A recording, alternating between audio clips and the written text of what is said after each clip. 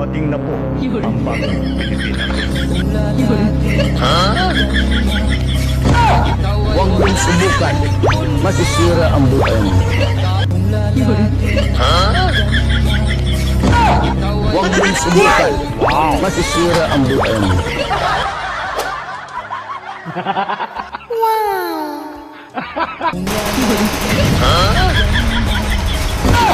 Huwag mong subukan. Masisira ang buhay mo. Huwag mong subukan. Masisira ang buhay mo.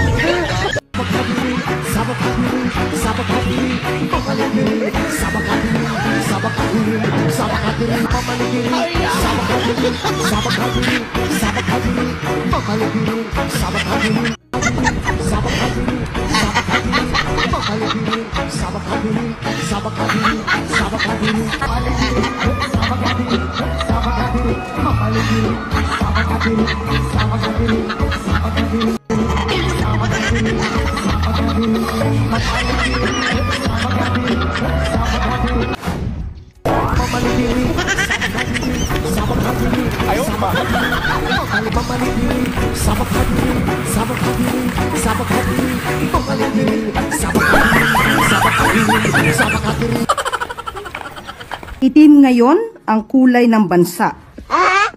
So, magbigay ng hayop na nagsisimula sa letter M. Marcos. Kundi, yawa.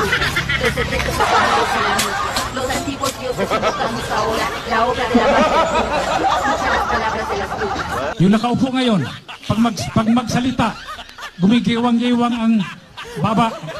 Gumigiwang-giwang. Pangulong Duterte, ating Pangulong Duterte at siya po ni dating Pangulong Duterte.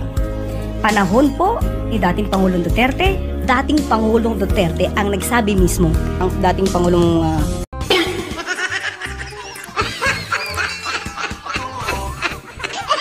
undergo a hair follicle test, citing the constitutional principle that public office is a public trust. What do you say to this, Mr. President? No. No. Why should I do that? You don't see What is saying public trust, public office, public has nothing to do with the follicle test. Ayun na, nagpapalusot lang ang bangang. Sabihin mo, positive ka, kaya ayaw mo. Ako po, ganyan lang ba talaga ang sagot mo dyan? Alright, welcome back to my channel mga guys. At yun nga, no? Talagang public office is a public trust. Paano maniwala ang tao sa iyo kung hindi ka transparent diyan sa pagkatao mo? Ako po, huwag niyong lokohin ang taong bayan, Mr. President. Marami pong nakakaalam, marami na pong ebidensya diyan sa paggamit niyo po, diyan sa mga droga ninyo. Ito pang si Lisa Marcos mga guys, ako po. Yung mga chika ni Amy Marcos, nakita niyo yung video clips na yun? Na meron daw isang instances, itong si Lisa Tanas, ako, nagdurugo na daw yung ilong. Tapos ang dami pa rin tao, hindi raw nahihiya. Ako, grabe ka durugista, no? Itong droga kasi ng cocaine na yan, minsan kasi nagdudugo ng ilong kasi singhot-singhot nila dyan. Every now and then kasi yan magsisinghot kasi maglalas daw yan ng ilang oras lang, tapos kailangan nila ng follow-up, kaya singhot na naman. Ayan, Lisa Tanas. Yan mga guys, diba? Nakakahiya, First Lady. Adik na adik. Marami akong isi-share sa inyo. Una dito sa being father figure. May father figure ba itong si BBM mga guys? Tulad kay Tatay Digong. Sa panggobyerno niya. Meron ba? Naku po. Parang tambay figure lang ito ng bangag. Panoorin niyo po itong video.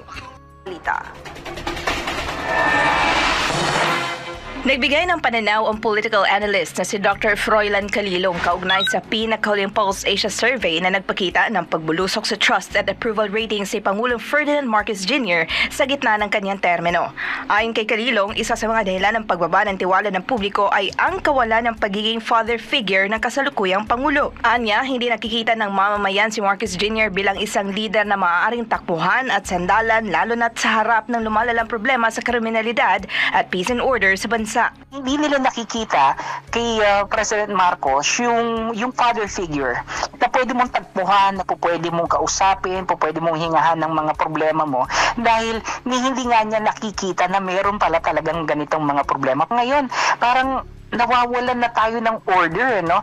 Ang dami sa kababayan natin na involved sa mga road rage, na uwi sa patayan, yung mga nagdadala ng mga baril kung saan, bumabalik ang mga hold-upper, kidnaporansa, mga nawawalang bata na hindi may paliwanag.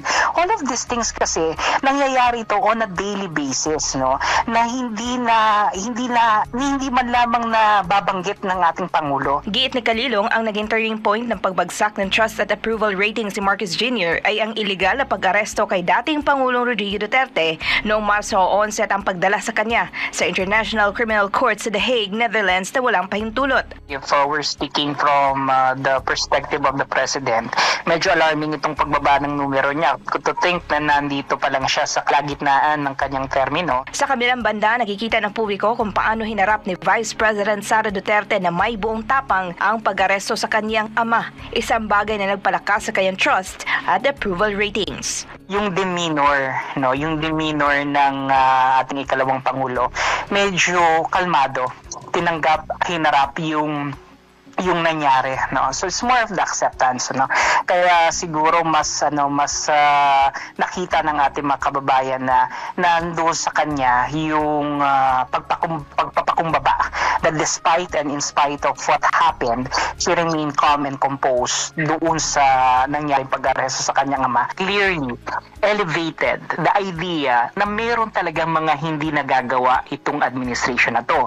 At ang ginagamit nila na sabihin na natin pang-cover up doon sa kanilang shortcomings at misgivings nila, ito nga ang pamumulitika nila laban sa mga Duterte, na ito nga medyo nag-backfire talaga sa kanila. Para sa Diyos at sa Pilipinas. Totoo yan, no? Talagang backlash ito kay Bongbong Marcos. Malaking dagok ito sa kanyang administrasyon, mga guys.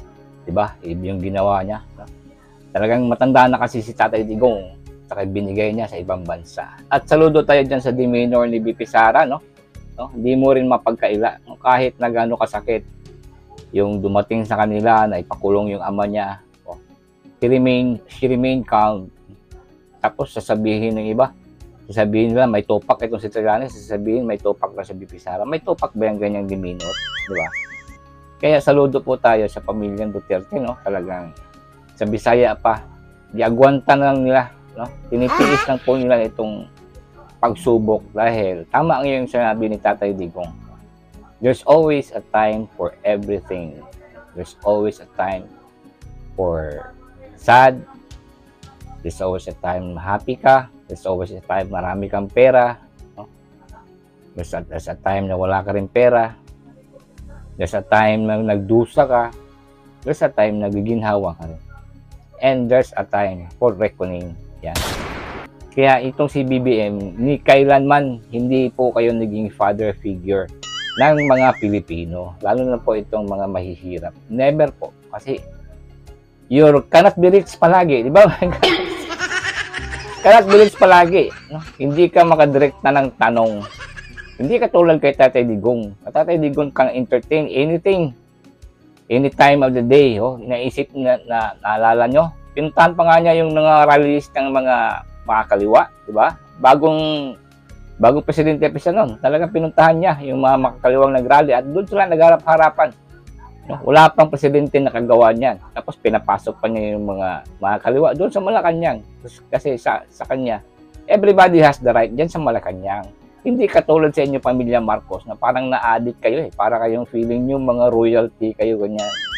Kaya ganyang mga attitude, no? You will never be loved. You will never be loved. Alright, patuloy tayo mga guys. Dito naman tayo sa may batas po ang Netherlands. Oo, magandang balita ito. Batas ng Netherlands na hindi na ikukulong pag-aabot ka ng 80. Diba? That's a good news naman. O kung meron po yan, naku po. Ay, naku, bangag. Kayo mga hudas, no? Time for Tatay Digong na makauwi, malapit na. Kasi alam natin, yung kaso nila, mahina man yung kaso ni Conte. Oy, Conte, alam mo ha? Sa babae niya, feeling niya malakas na malakas yung kaso niya. Unang-una, Yung 40 lang yung presenta nila doon.